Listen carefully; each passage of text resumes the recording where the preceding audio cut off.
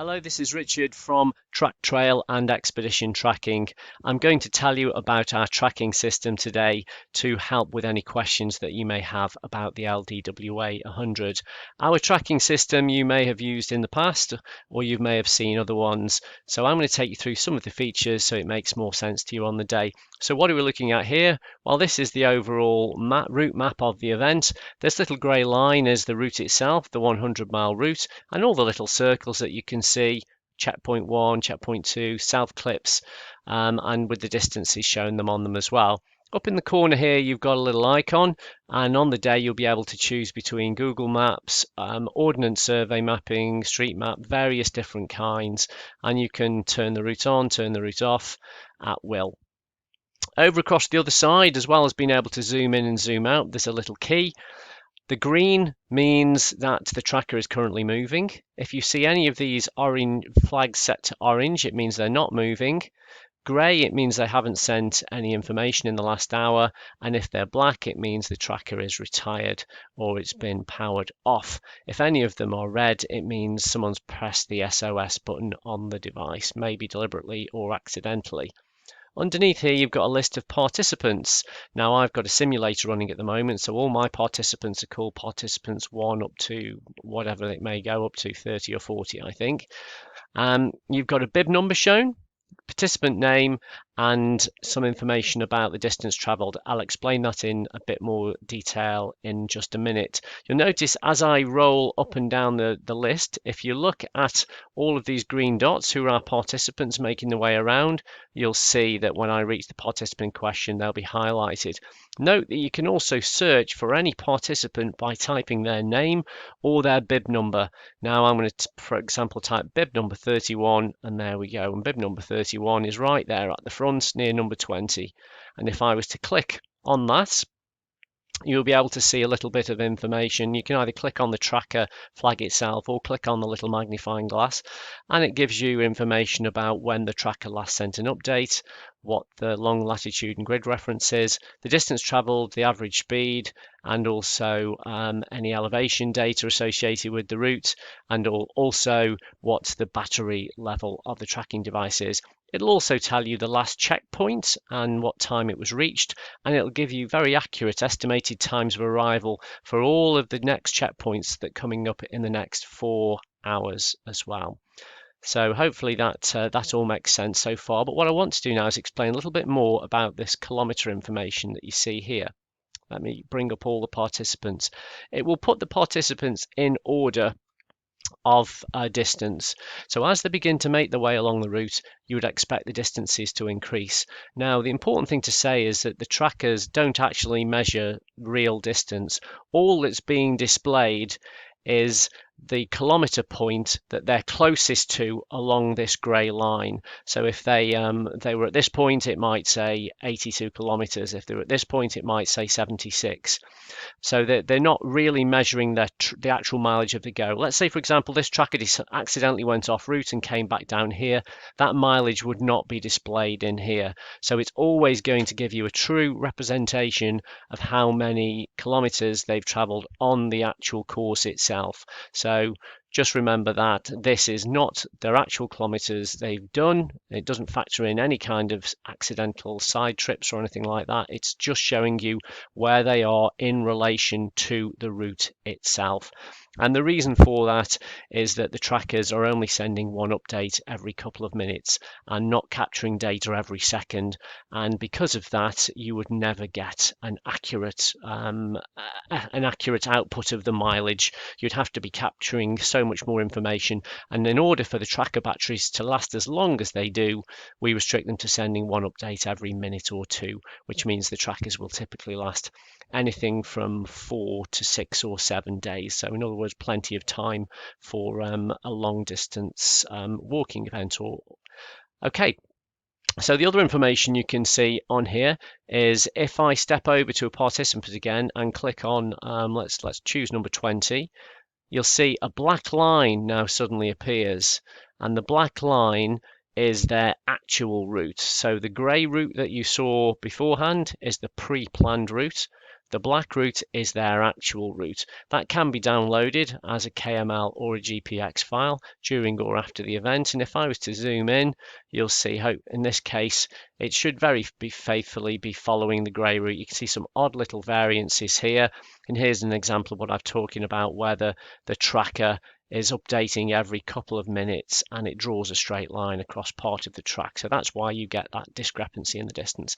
Anyway, what you can also do on here is, let's say you are supporting somebody and they are injured and you want to get to them.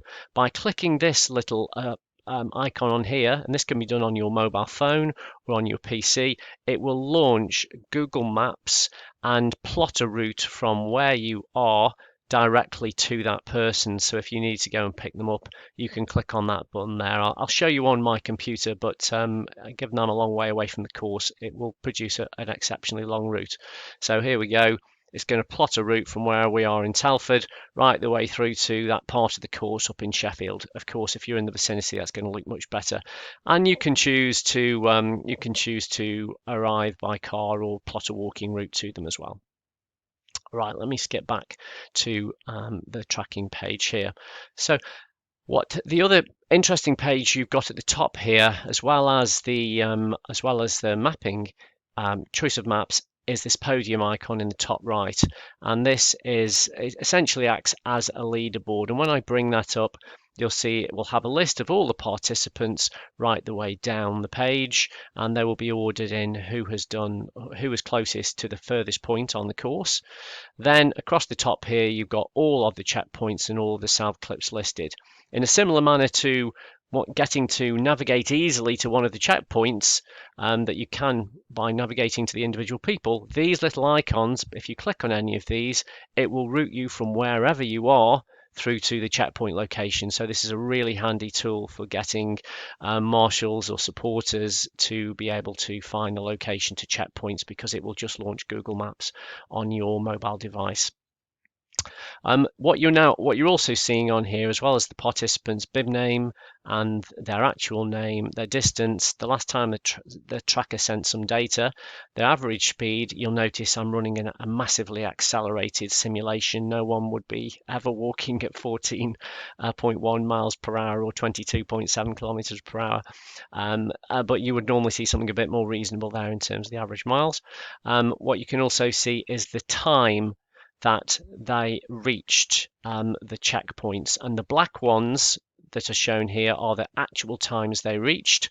These shown in grey further to the right are ETAs, estimated times of arrival, and it will put an ETA in there on this particular page for 8 hours in advance. Those ETAs are updated every 60 seconds based on their overall speed. So that will constantly change, and it will be very, very accurate for those who are supporting. So you'll be able to predict what time they'll arrive at nearby checkpoints. Obviously, the times that you see for ETA over towards the finish and the later checkpoints, you can more or less ignore those until the participant gets much closer to them, because everybody will typically fade in speed. So while it may be a rough indicator, you only really want to be looking 1 or 2 checkpoints ahead for more realistic estimated times of arrival. Here you can see the distance for each checkpoint, how far into the route it is, and also the split between that point and the next point. How far is it from one checkpoint to the next? You can change from clock times to elapsed time. So this event started at 13:48. I can change it to elapsed time, and it will say how many minutes it took me or how many hours it took to get to the checkpoint. So in other words, this would give you your overall finish time. Once the person finished, it would come in there and say 38 hours or whatever that may be. You've also got final piece of information. You can see here a little battery light indicator, and also this little light here, the tracker status. This tracker status matches the key which is on the main page. So green means moving, orange is not moving, black is turned off, etc. This one here is the battery status. If it's and there's a little key at the bottom for this. You can see if it's very bright green or light green, it's above 60%, and as it goes down, it gets darker and darker and darker. The trackers very roughly use 1% every couple of hours. So even a tracker battery, which seemingly has only 50% left, will have more than enough battery to last a couple of days. So that's how you can check the battery status, just by hovering over those if you're using a computer, or you can just see the color as a rough indicator.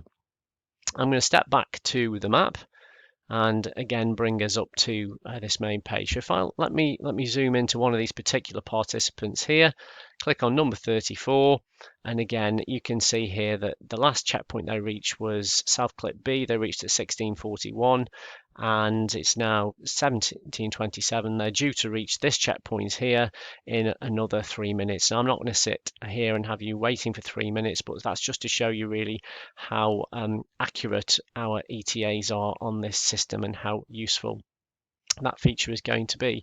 So hopefully that makes sense to everybody. This isn't the actual URL which you'll be using. This is just a simulator, as you can see the word sim on the top of here.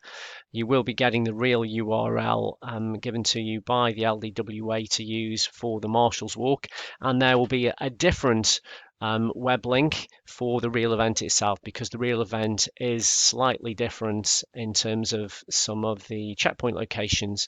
So there will be a completely fresh route and a fresh map used for the main event. Final thing to say is when there are 400 or 500 participants, as there will be for the main event, we will invoke what's called marker clustering. So rather than you seeing 500 individual pins on the map, which will, unless you've got a very high-end mobile phone, would slow it down drastically, what you will see is a flag which says 100 on it, if there were perhaps 100 in this vicinity, and very slowly as you roll in they would start to break out into groups of 20, then 5, then the closer and closer you get in they would eventually pop out and you would see the 20 or 30 individual trackers. And that really just is a measure to make sure that our tracking system performs very, very well and nice and smoothly on all models of mobile phone, even if it's an older device. Just a word on older devices. We adhere to the latest security standards, and that means that you would need to, if you're using an Apple device, be running a more modern version of iOS. If you're running iOS 12, and that would be something like an iPhone 5 or an iPhone 6, then our tracking system won't appear on your mobile device because it's too old and there are too many security vulnerabilities in that. So just to head off that final question, do make sure your iOS is up to date. Other than that, of course, you can view it on any tablet, any PC, any mobile phone, Android, Apple, whichever you like. But with your Apple devices, just make sure you are up to date. But if you have got an iPhone 5 or an iPhone 6, you will probably be unable to update your version of iOS, as far as I'm aware. So that may not work for you.